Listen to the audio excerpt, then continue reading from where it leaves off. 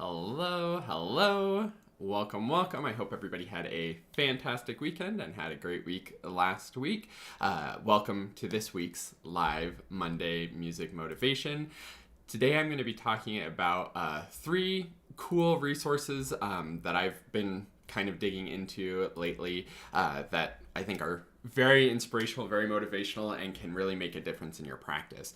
You know how you have that feeling of you practice something one day and you work it up and you feel like you have this really satisfying practice session on it where you made progress, you got maybe even close to how you want to be able to perform that section, and then the next day you come back to it and it feels like you're sight reading something brand new from scratch again and kind of lost all that progress and none of it stuck. Well, that's what I'm talking about today, is how to actually make it stick.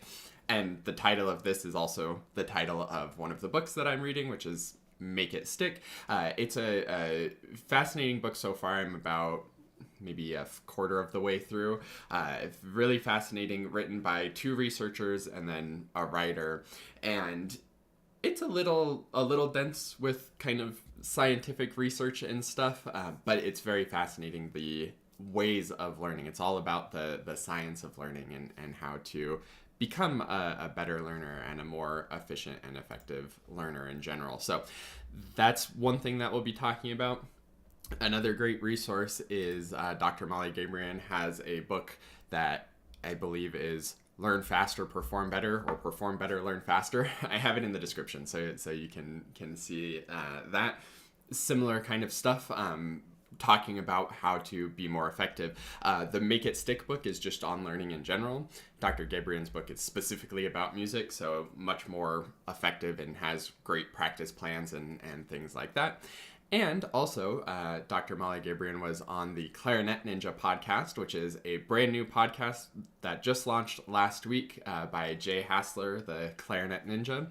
And he had a discussion with her, and I also put that linked down below where you can start getting into that. So the thing that was very fascinating to me so far as I'm getting into Make It Stick and have been looking at all those resources and all the other practice experience and learning and things that I've been exploring really over the past year or so, I've gotten very nerdy about practicing.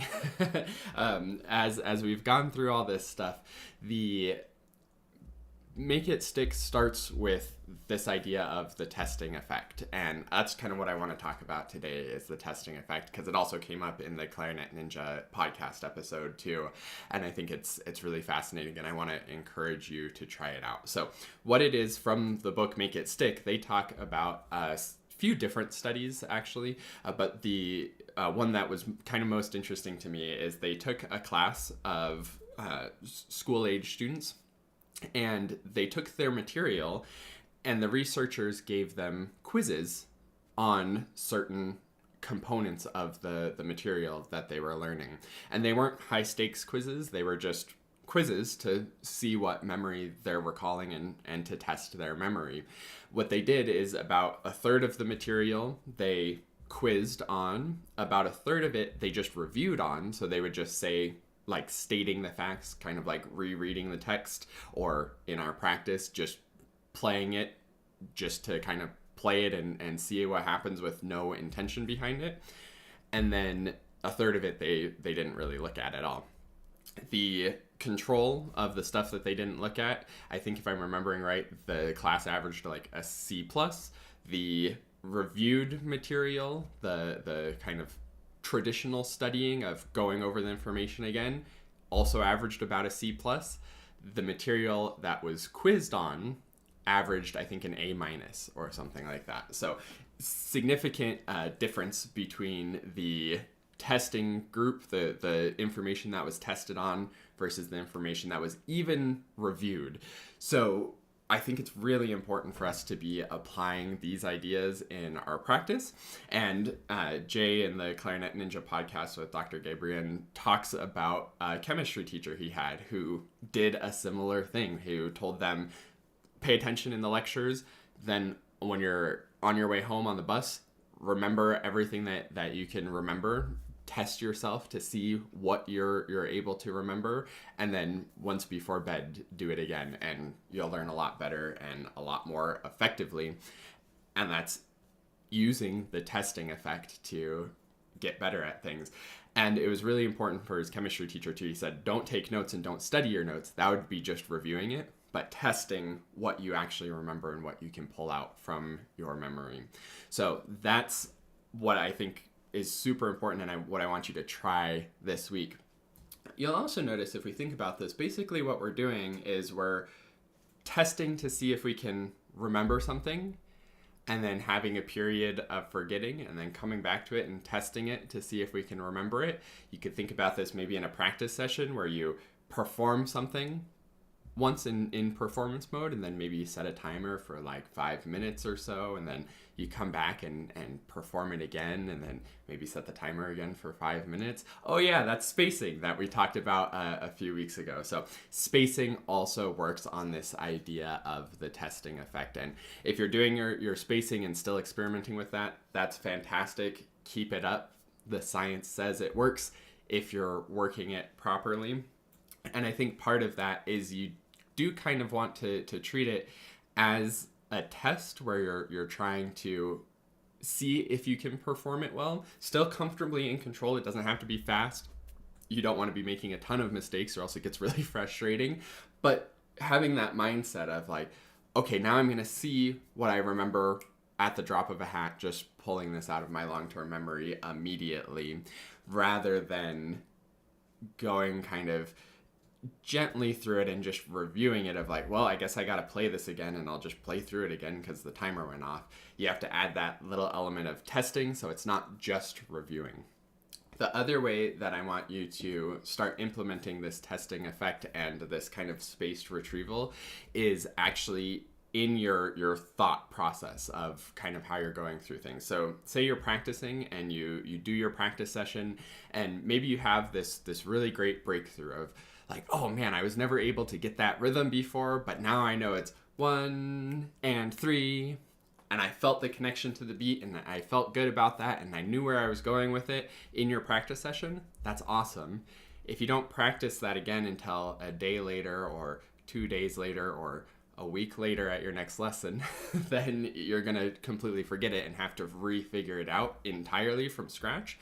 But if you take, okay, I figured it out in the lesson, and then that night, maybe before you go to bed, you think, okay, what was it that I learned in my lesson? And you're asking that question, so you're testing, and then you have to think about it a little bit, and you're like, oh yeah, it was that rhythm. How did that rhythm go? 1 and 3. Then you'll be in good shape. Another very fascinating study from the section of Make It Stick that I've gotten through so far is about the forgetting curve and how our memory works.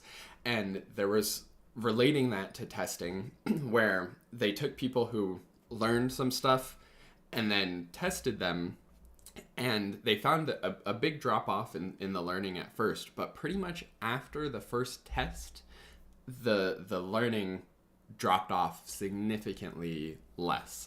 So if you can test yourself, that's kind of locking in the memory. Testing yourself again later on whatever it is that you worked on locks it in so that you'll remember it a whole lot longer, and it can actually get stronger if you keep testing yourself. That's a conjecture that I just made that they did not say in the study necessarily, just to be clear about that. But testing is really powerful. So that's how I want you to try it, is practice, and 2 hours after you practice or that night before you go to bed after you practice, try to remember and test yourself. What was one thing that was beneficial of that practice session? As a tangent too, this might be really interesting where you'll think about it and think, I don't know. I don't know if I did anything productive in that practice session, which also might be an indication to look at your practice habits a little bit differently as well, and how you're practicing, which is tremendously beneficial feedback, right? You're actually going to practice better if you're noticing that you aren't getting anything out of it, rather than just doing the same thing over and over. So that's what I want you to experiment with this week, is that testing effect. And every time you learn something new and have a good takeaway, refresh it a couple hours later and think, oh, what was that good takeaway? And it will stick so much better. So don't forget, it's a live Monday music motivation, so we have to fill out our practice template. here's what mine's looking like for the week. You can do the date for the week, reflection of how things are going, goal for what you want to accomplish this week, and then your plan for when you're going to make that happen. You can get this exact template at quickstartclarinet.com/get started in my free members area, which you can find a link for down below as well. But fill it out, put those things in your schedule, maybe make a reminder in your goal. I'm going to try the testing effect. If you want to be really dedicated and actually make it happen, put the testing effect reminders in your practice calendar as well. So say, I'm going to practice from 2 to 4, and then also put in your calendar at 6 or 8 or sometime later that evening, remember what I learned. Test what I learned in my practice and see if I can recall. Quiz yourself. What was valuable about my practice? Can I do again what I did well in my practice? And even if it's a fast finger thing or a specific interval thing, you don't have to get out the clarinet again. You can just kind of like, oh yeah, it was that fingering. Nice and snappy. Just visualizing it is plenty powerful for this kind of testing effect to take place. That's also my own conjecture, and there's not hard science behind that I know of, but I'm pretty confident that would be effective based on the science of visualization. So let me know if you have any questions about the testing effect. Fill out your practice template, do your practicing for this week, get it in your schedule. Have a fantastic week, and I'll see you next time on the next live Monday Music Motivation.